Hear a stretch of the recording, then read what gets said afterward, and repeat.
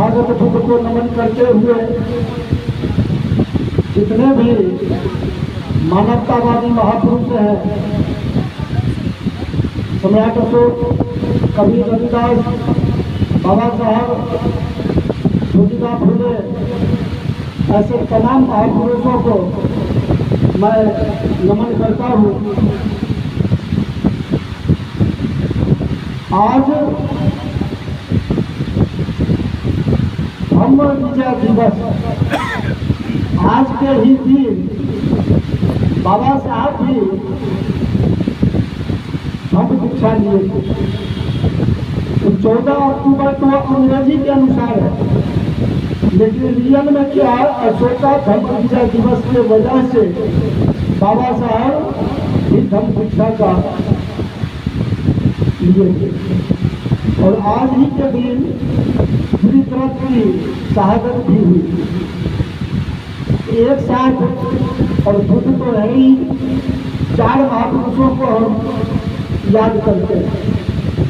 यहाँ पर लिखा हुआ है धम्म विजय दिवस, धर्म नहीं है लिखा हुआ, लिखा हुआ है धम्म। इसलिए धम्म और धर्म में अंतर है। हम लोग जो यहाँ पढ़े किए थे, धम्मं शरणं गच्छामि, बौद्ध धर्म शरणं गच्छामि नहीं कहे। यह भी बात आप लोगों को समझना होगा। धम्मं शरणं गच्छामि यानी धम्म की शरण जाता है।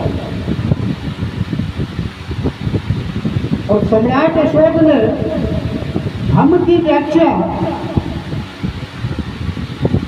यूसेबिया लिखा, द्विभाषीय शिलालेख में सम्राट अशोक गांधार अभिलेख में धम्म यूसेबिया और रिलीजन क्रिस्टिया, इसका मतलब धम्म और धर्म अलग अलग है। धर्म को रिलीजन कह रहे हैं। ये सम्राट अशोक ने द्विभाषीय शिलालेख में धम्म की व्याख्या किया। इसलिए धम्म को धर्म कहना गलत है। और जिस समय में सम्राट अशोक थे, उस समय में किसी धर्म का प्रचलन नहीं था। इसलिए आज के जो विद्वान है, सम्राट अशोक को भी धर्म से जोड़ते हैं। हम लोगों से भी लोग पूछ देता है कि सम्राट अशोक के माँ बाप किस धर्म को मानते थे। जब धर्म का प्रचलन ही नहीं था तो किस धर्म का मानने वाली बात कहाँ से होती? धर्म था धर्म। इसीलिए इस बात को समझना आप लोगों के लिए जरूरी है। और आज के दिन यह प्रोग्राम इसलिए रखा गया ताकि आप अपने महापुरुषों के सिद्धांत को जान पाइए। तथागत बुद्ध का धम्म है, तथागत बुद्ध का सिद्धांत है। सिद्धांत को अंग्रेजी में बोलते हैं थ्योरी। थ्योरी शब्द जो है वह थेर से आया।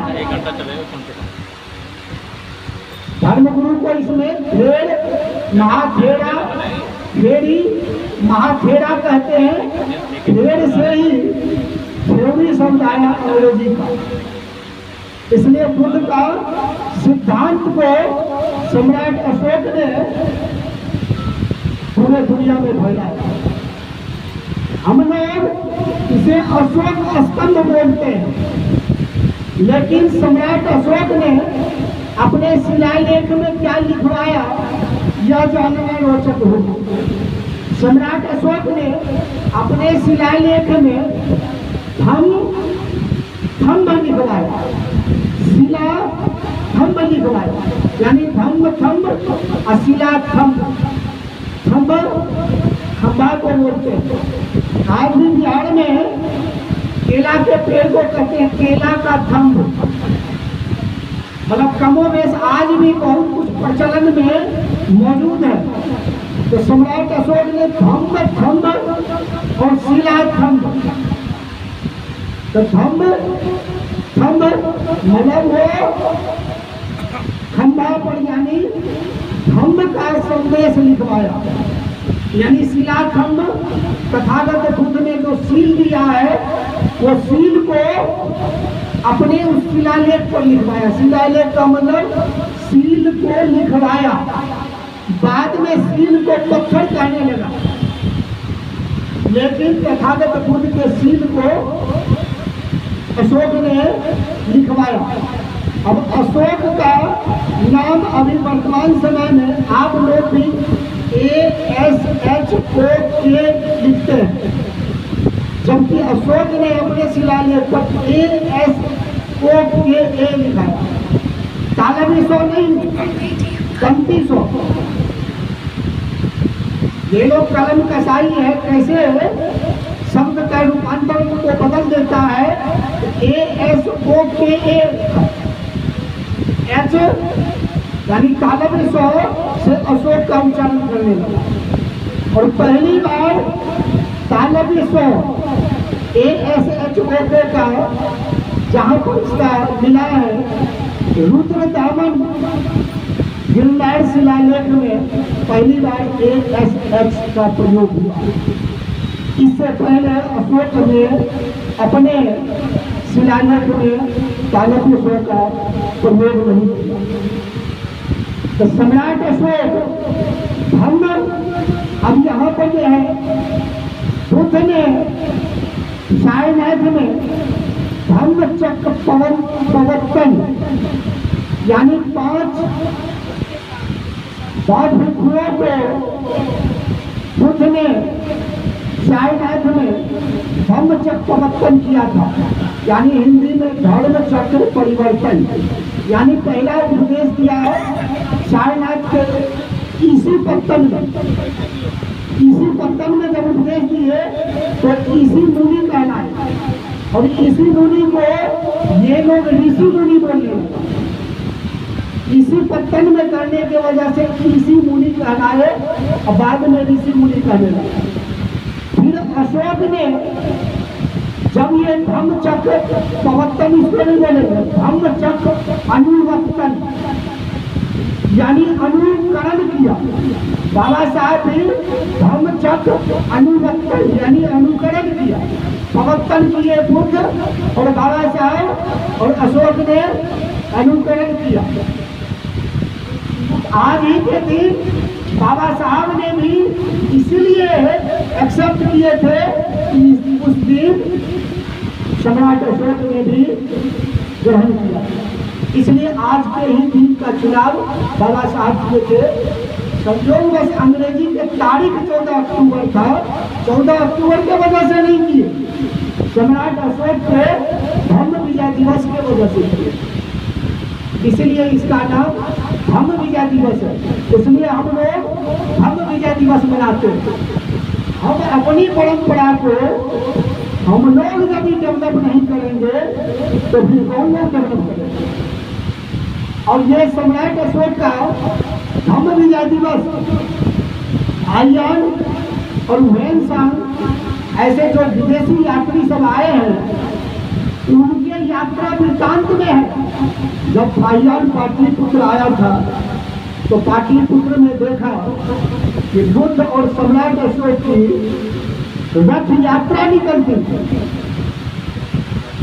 आज जो रथ यात्रा का प्रचलन उसका इतने सालों में अपहरण कर लिया। हमारा रथ यात्रा बुद्ध और अशोक का इस दिन रथ यात्रा पाटलिपुत्र में यानी समझिए बहुतों जगह धूमधाम से मनाया जाता था। और इसका विवरण हुएनसांग फाइयान ने अपनी डायरी में इसका विश्लेषण किया है। पाटलिपुत्र का नाम भी देख रहे हैं, पटना बदला हुआ है।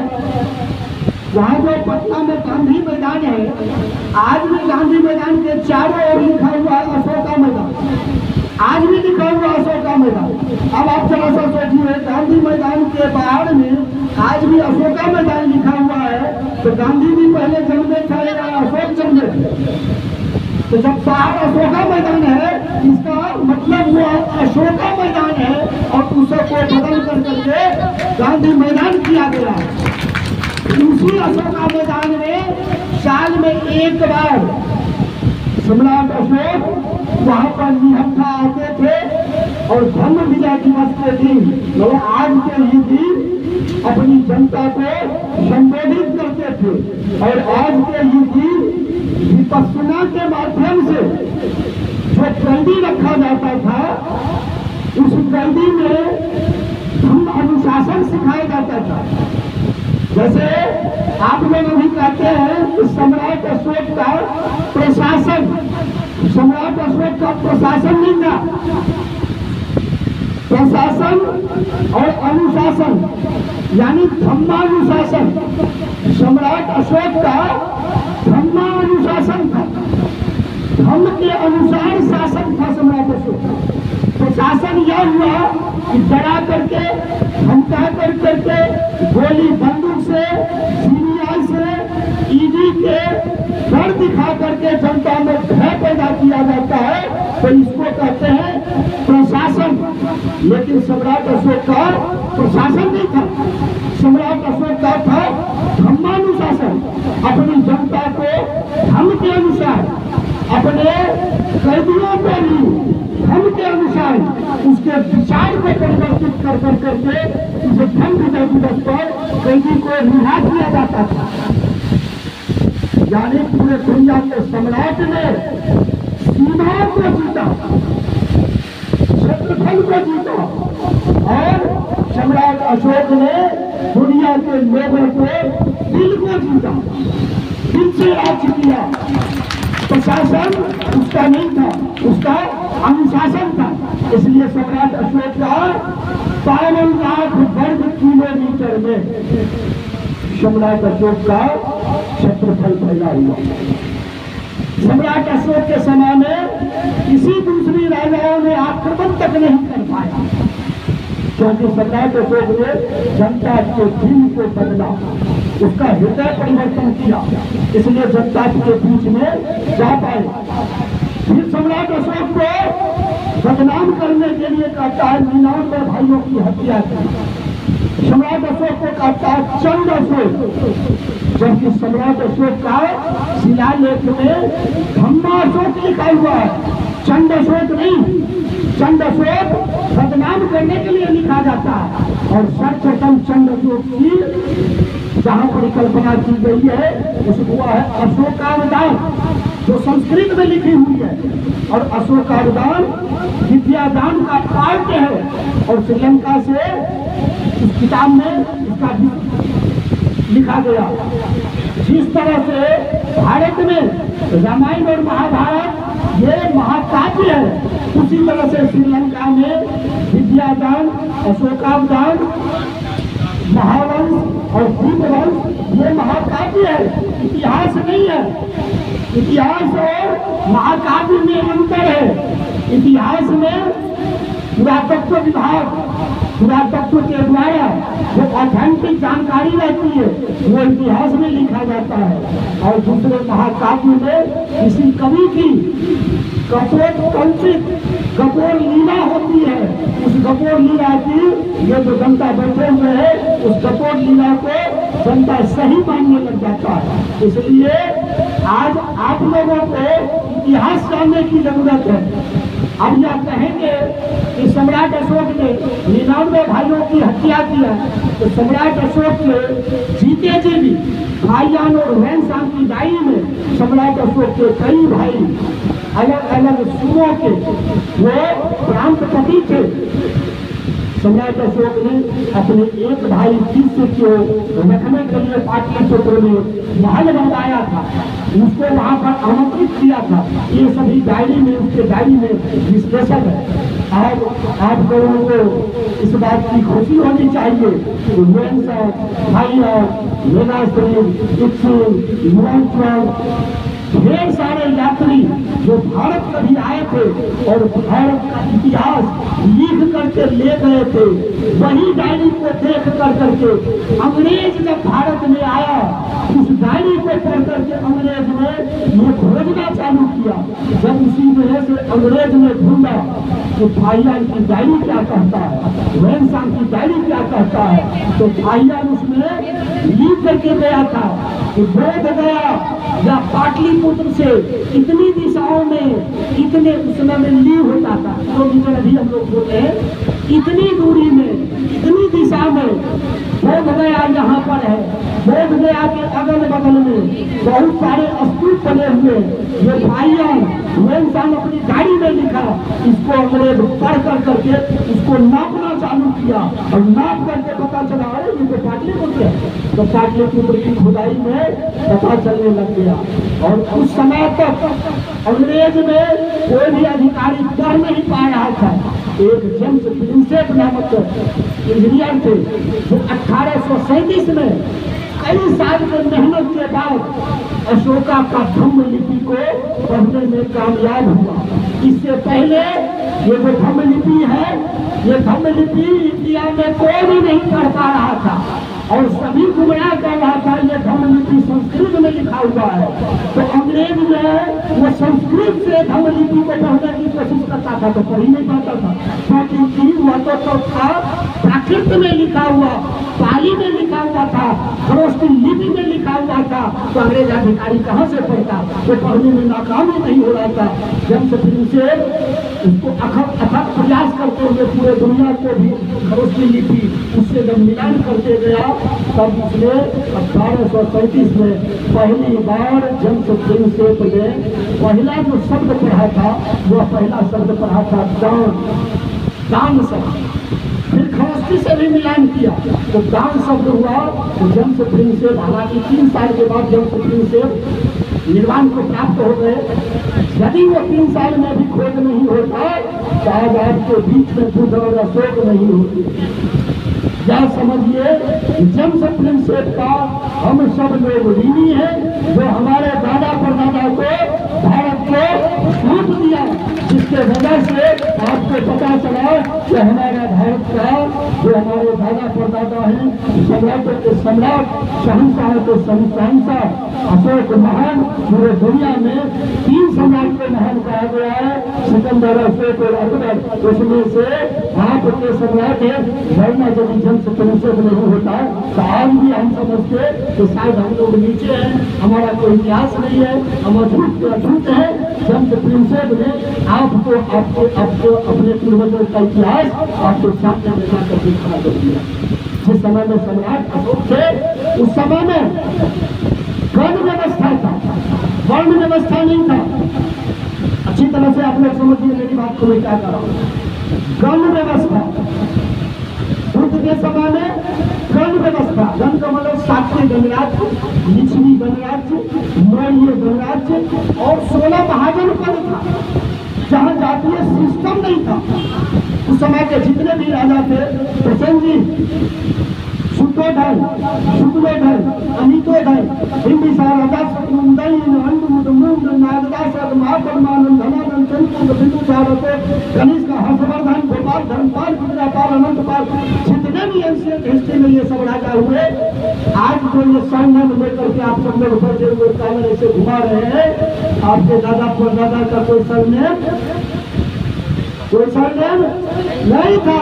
अर्थात जितने भी हम सब बैठे हुए हैं, हम सब भाई भाई हैं। ये बात जितनी जल्दी आपको समझ में आ जाएगा, उतना ही जल्दी बुद्ध और अशोका के सिद्धांत को पूरे दुनिया में चुना आप फैला पाएंगे और तभी भी भारत विश्व गुरु हो सकता है। आप लोगों को ये लगता होगा कि सम्राट अशोक ने अपने शिलालेख में अपनी बड़ाई लिखवा दिया, चलो ये भी मान लेते हैं, लिखवा दिया होगा, लेकिन दुनिया के सम्राट ने अशोक के बारे में क्या कहा है ये जानना बड़ा रोचक होगा। जिस समय में सम्राट अशोक अपने बेटी और बेटा को, महेंद्र और संघमित्रा को श्रीलंका धर्म के प्रचार के लिए जब भेजे थे, उस समय में श्रीलंका का जो राजा था उसका नाम था किस राजा था श्रीलंका का, जिस समय में अशोक थे। उस समय में श्रीलंका का राजा किस सम्राट अशोक के मार्ग का अनुसरण किया और अपने आप को अशोक के धर्म मार्ग पर चलने की प्रतिज्ञा की। यानी समझिए अशोक के ही समय में श्रीलंका का राजा अशोक के मार्ग पर चलने के बारे में अपने आप को दुनिया की बात बोलता हूँ, दुनिया में शायद ही आप लोग एक भी सम्राट का नाम नहीं बता सकते हैं जिस सम्राट के पद चिन्हों पर चलने के बारे में दुनिया का किसी सम्राट ने ऐसी अपनी इच्छा व्यक्त किया हो। अशोका के अलावा किसी ने नहीं किया हो। लेकिन अशोका का पद चिन्हों पर चलने के बारे में उसी समय में किसने किया? और अशोक के बारे में जानकारी गिरनार के शिलालेख में रुद्रदामन विदेशी राजा था, जिसने रुद्रदामन ने अपने शिलालेख में अशोक के पद चिन्हों पर चलने की बात कही थी। रुद्रदामन विदेशी राजा, कनिष्क कुषाण वंश का राजा था, वह भी भारत को जीता। कनिष्क को दूसरा अशोक कहा जाता है भारत का। कनिष्क भारत के क्षेत्रफल को जीता और उस कनिष्क को भारत की संस्कृति ने बुद्ध का धर्म ने जीता। कनिष्क भारत को जीता और कनिष्क जब भारत में आया तो कनिष्क ने तथागत बुद्ध के धर्म को अपनाया। यहाँ राजा तो बना लेकिन तथागत बुद्ध के धर्म को अपनाया और उस कनिष्क ने कश्मीर कुंदनवन बिहार में चौथी बौद्ध संगति करवाई। तीसरी बौद्ध संगति सम्राट अशोक ने, द्वितीय काला अशोक ने वैशाली में, और पहला बौद्ध संगति आजाद शत्रु राजगीर में करवाया और कनिष्क ने चौथी बौद्ध संगति करवाया। यह तथागत बुद्ध का और अशोक की देन थी जो कनिष्क ने भारत को तो जीता लेकिन उस भारत को तथागत बुद्ध ने जीत लिया। तथागत बुद्ध ने उस कनिष्क को जीत लिया। सारनाथ में अभिलेख है, सारनाथ में गोविंद चंद की पत्नी कुमार देवी बौद्ध थी, वो जयचंद की दादी थी। जयचंद भी बौद्ध राजा थे, इसलिए उसे बदनाम करता है जयचंद को। तो कुमार देवी ने, आप लोग जाइएगा सारनाथ के म्यूजियम में जाइएगा, देखिएगा उस सारनाथ के म्यूजियम में कुमार देवी ने अशोक को धम्मा अशोक लिखवाया, लोक कल्याणकारी राजा लिखवाया। सिर्फ अशोक अपने बारे में नहीं, दूसरे राजाओं ने भी अशोक को धम्मा अशोक लिखवाया, चंदाशोक नहीं। चंदाशोक नहीं, ये बदनाम करने के लिए चंदाशोक, इसलिए धम्माशोक वहां भी लिखवाया गया। चीन का राजा हुआ लियांग वुडी, चीन को में लियांग वुडी को चीन का अशोक कहा जाता है। लियांग वुडी ने चाइना में अपने शिलालेख में लिखवाया कि मैं अशोक के मार्ग का अनुसरण करना चाहता हूं। और लियांग वुडी ने चाइना में सम्राट अशोक का मंदिर बनवाया। और आप लोग मतलब दूसरे देश में अशोक का डंका बज रहा है, और जो अशोक का बेटा पोता बैठा हुआ है वो क्या कर रहा है उसको तो पता ही नहीं है। मतलब गैरों को पता है, जेम्स प्रिंसेप को पता है, और आपको आकर के कहता है तेरा दादा पूरे दुनिया का सम्राट था। वो जेम्स प्रिंसेप आपको कहता है कि तुम्हारा दादा जेम्स प्रिंसेप का दादा नहीं, जेम्स प्रिंसेप का दादा नहीं, जेम्स प्रिंसेप आपको आकर के कहता है कि तुम्हारा दादा सम्राटों को सम्राट अशोक। इससे बड़ा भूभाग पर दुनिया का किसी सम्राट ने भूभाग पर नहीं जीता। जिस सिकंदर ने पंजाब में खून की होली खेली थी, उसी यूनान में कई पीढ़ी मात्र बाद सम्राट अशोक ने दवाइयां बंटवाई थी। सिकंदर ने यहाँ खून की होली खेली और वो अशोक ने यूनान में दवाइयां बंटवा रहा है। ऐसे कोई महान नहीं बन जाता है। समझिए, बदले की आग अशोक के पास नहीं थी, जाकर के दवाइयां बंटवा रहा था। कंबोडिया का राजा जयवर्मन सप्तम, कंबोडिया का राजा जयवर्मन सप्तम, सम्राट अशोक की जयंती अशोका अष्टमी चैत्र शुक्ल पक्ष में कंबोडिया के राजा जयवर्मन सप्तम एक सप्ताह तक बड़े धूमधाम से अशोका की जयंती मनाते थे और इसकी चर्चा भाइया ने अपनी डायरी में लिखा है। पूरे दुनिया को जयंती मनाने की शुरुआत पूरे दुनिया ने सम्राट अशोक से सीखा। जैसे आप लोग भी साल में अपने बच्चों का बर्थडे मनाते हैं ना, ये बर्थडे किससे सीखा? पूरे दुनिया ने सीखा सम्राट अशोक से। कंबोडिया के राजा जयवर्मन सप्तम सम्राट अशोक की जयंती मनाता है। उस कंबोडिया के राजा जयवर्मन सप्तम को कंबोडिया का अशोक कहा जाता है और वो कंबोडिया का राजा जयवर्मन सप्तम ने परम महासौगत की उपाधि दिया। सुगत खुद को बोलते हैं, सुगत खुद को बोलते हैं, खुद के अनुयायी सौगत।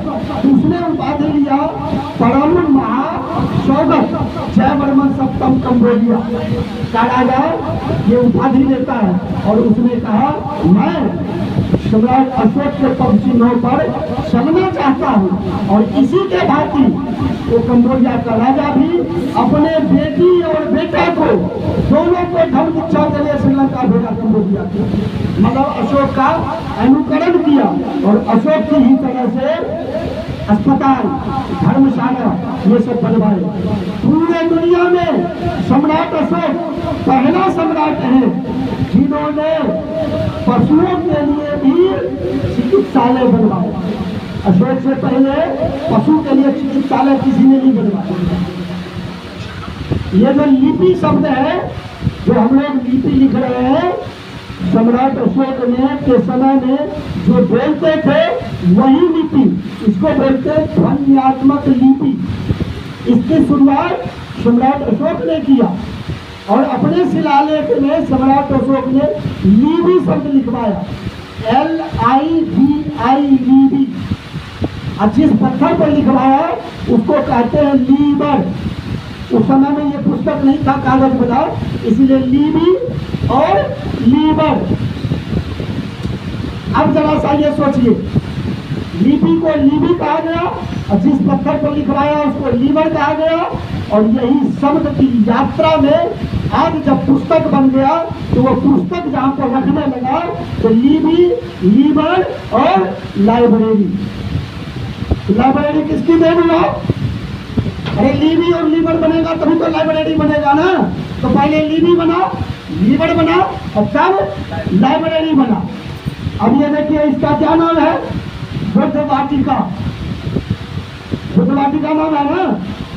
और वाटिका बॉटनी की शुरुआत कैसे हुई या समझिए। आज भी खास करके मैं बिहार से हूँ इसलिए उसके सेंटेंस को पकड़ता है।